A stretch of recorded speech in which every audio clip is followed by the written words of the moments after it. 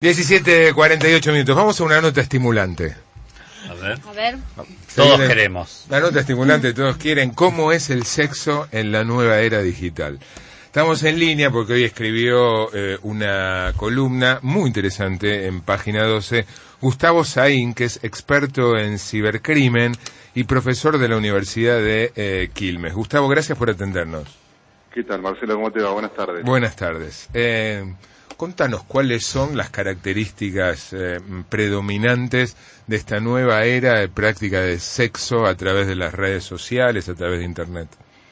Bueno, básicamente lo que se conoce habitualmente como sexting, que es un poco lo que intentaba retratar en la nota, que no sé si muchos lo conocen por este nombre, pero y tampoco hay estadísticas que indiquen el volumen o la frecuencia de uso, pero que es el intercambio de imágenes eróticas o pornográficas a través de servicios y aplicaciones de Internet, que es una tendencia muy actual, no solamente en adolescentes, sino también en adultos, con diferentes fines. Esto se ha extendido en este nuevo milenio a partir de la llegada de los smartphones, los celulares inteligentes, la incorporación de las cámaras con mayor resolución y sobre todo, fundamentalmente con servicios de mensajería instantánea por Internet, por intermedio del celular.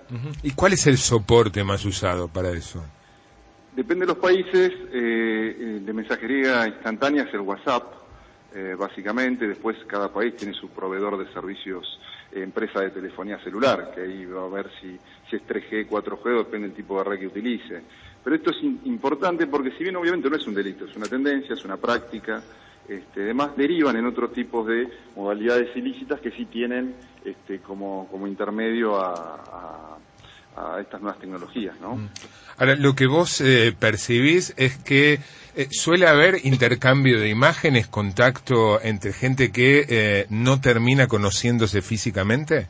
Totalmente. No solamente el intercambio de este tipo de material que contiene escenas de desnudez, semidesnudez, o inclusive escenas de autoestimulación o demás, no solamente se utiliza, sobre todo en los adolescentes sí, es algo que se utiliza como una etapa de iniciación, de contacto, forma de sexo seguro, que generalmente es como una herramienta de seducción. En adultos también es muy común esto, porque siempre se estigmatiza a los jóvenes como dicen, bueno, no tienen responsabilidad en el uso de estas tecnologías. Acá no estamos hablando desde el punto de vista ético-moral, sino de la seguridad de la información que puede corresponder a esto, pero también únicamente se utiliza como fin mismo, como estimulación propia, que lo que se denomina o se conoce habitualmente como cibersexo.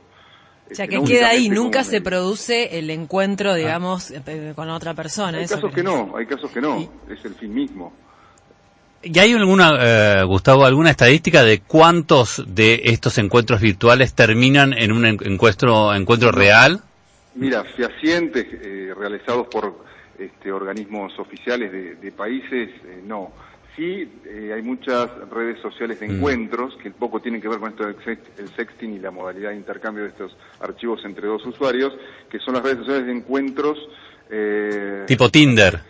Exactamente, tipo Tinder y demás, que tienen su estadística, registro, pero tiene estadística de uso de un servicio específico. Claro. Y a veces elaboran algunos informes que cuando el servicio es muy masivo se pueden sacar algunas conclusiones, pero obviamente no, porque eso queda en la intimidad de los usuarios. Claro. Lo que sí, esto lleva más allá de la cuestión, ojo, hay un estudio que se hizo el año pasado en la Universidad de Dexter en Filadelfia que dice que el sexting con casos comprobados, haciendo entrevistas a parejas, mejora notablemente la vida sexual, porque es, digamos, algo distinto, se prueba algo diferente que lo convencional. ¿El sexting entre la pareja o el sexting de los habitantes de la pareja con otras personas? El sexting, no, las entrevistas, el universo de entrevistados fueron parejas, digamos, o parejas no casadas, digamos, puede ser casadas, pueden estar de novios, conviviendo y demás.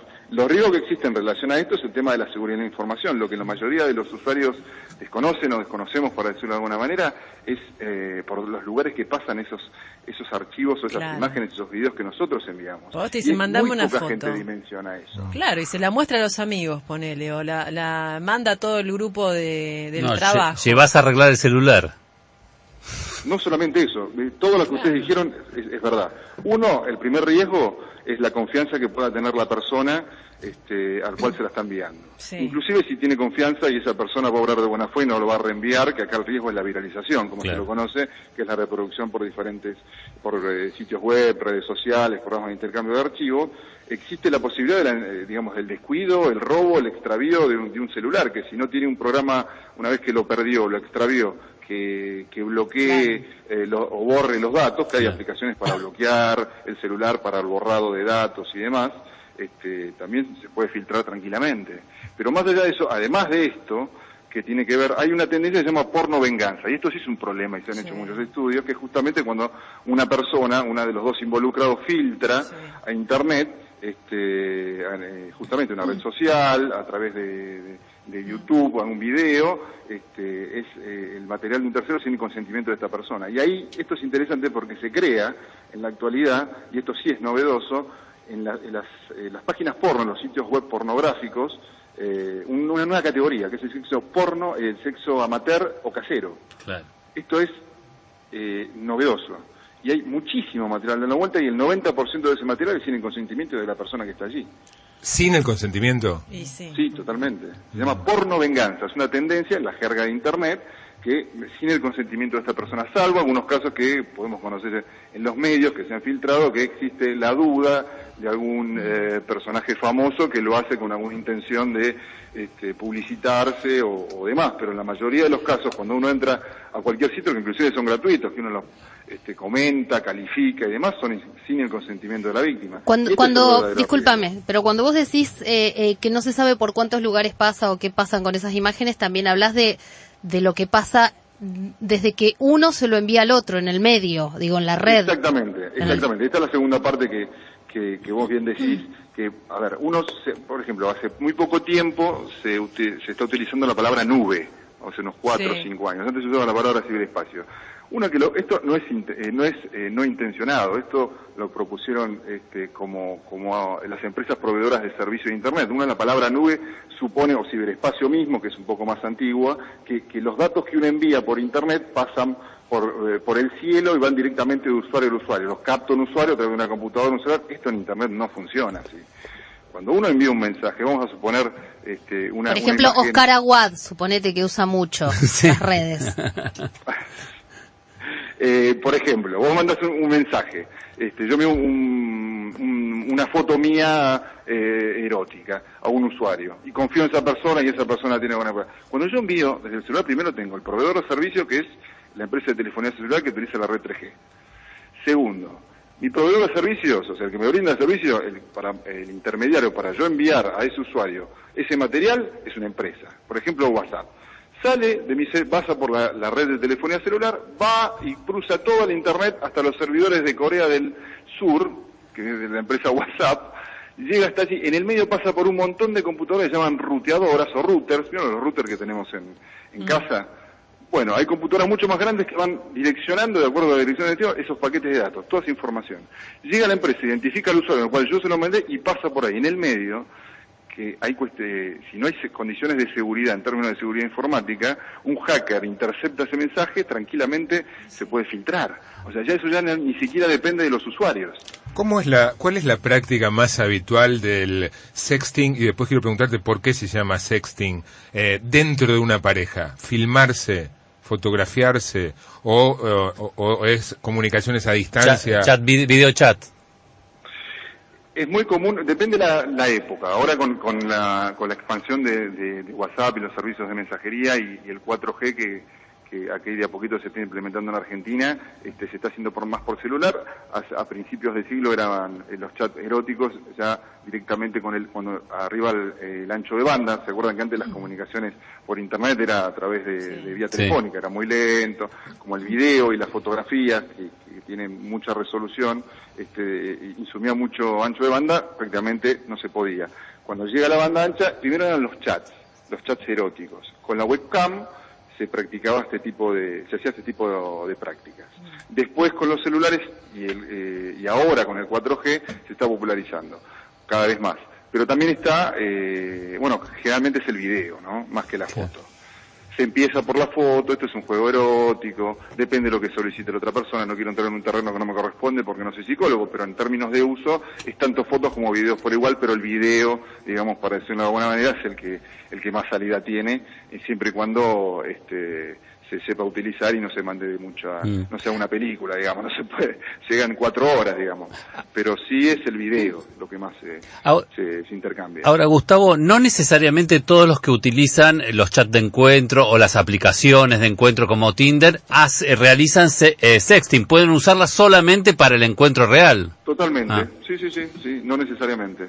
El sexting no es algo como una condición previa, digamos, a un encuentro. Hay sitios web de encuentros que realmente tienen vía comunicación, vía chat, sin utilizar webcam, y demás, y sí, justamente es realizar un encuentro. ¿Por qué este tipo de intercambio. ¿Por qué se llama sexting?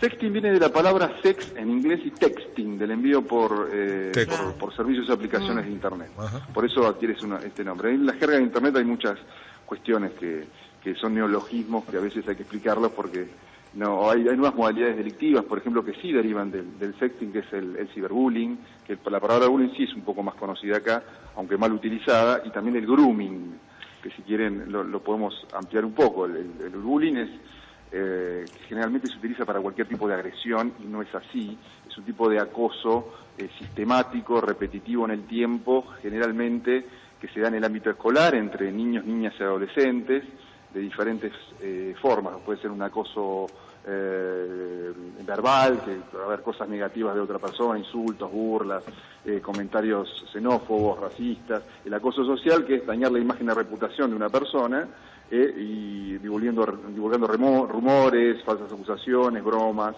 Y el acoso físico, ya está el golpe, la patada. Bueno, en Internet esto adquiere una nueva dimensión porque Internet hay una gran posibilidad de anonimato. Uno puede construir una imagen propia distinta, claro. Y no hay ningún tipo de reparo en ello. No es cuando vamos a un banco que nos piden acreditación de identidad. Esto a las empresas proveedoras de servicios no les interesa.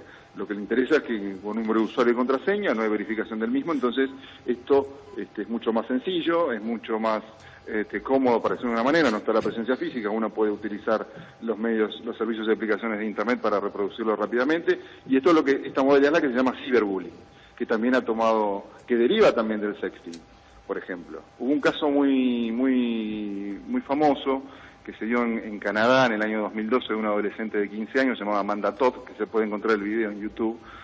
Hay varios que ella cuenta, el video no tiene sonido, ella no narra, sino narra a través de tarjetas, va contando su historia de que ella había realizado un intercambio a través de la webcam con una persona que una vez que esto se produjo, la grabó a través de un programa y amenazándola con que iba a hacerlo público, le pedía que se desnude, que tenga otro tipo de actitudes un poco más provocativas de las que había llegado.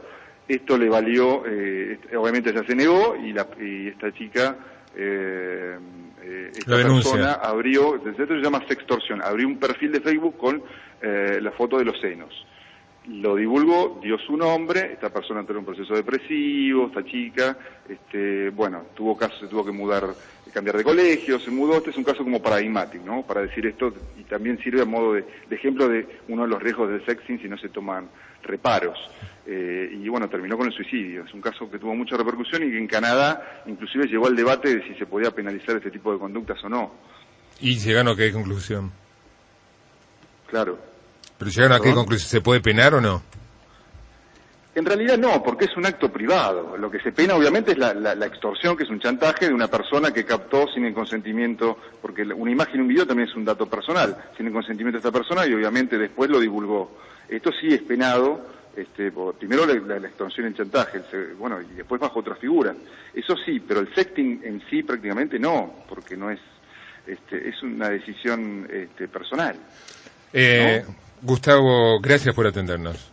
No, por favor, gracias a ustedes. Gustavo Saín, experto en cibercrimen, profesor de la Universidad de Quilmes.